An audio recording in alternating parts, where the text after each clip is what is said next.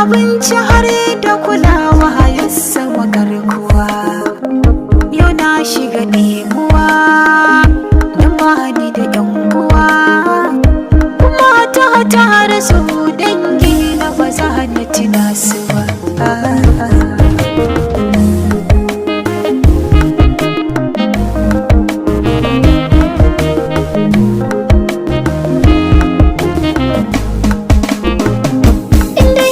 Na ki ummi sai na yi tagumi, da na ki wuta guri sai a yi ta hararrami, da dai na tina ki momi kin ba ni dukan mukami, da dai da akwai talauci kuma ba za ta guje ni ba.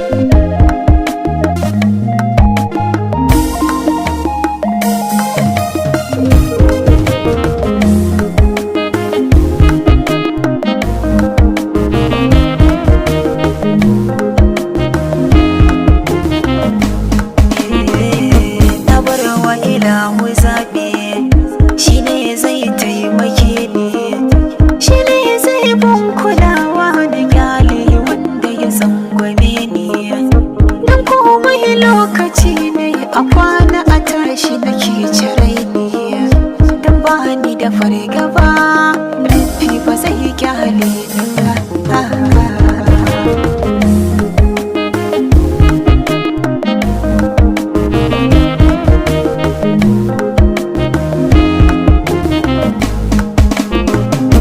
Shayawo a lungu da sako ba bi abinci ba, fatarin mun barar mutane su kyarar zuma, mun samu kaɗan sata mafata wata tantama, ta kyale cikin tama ni umma ba zan manta ki ba.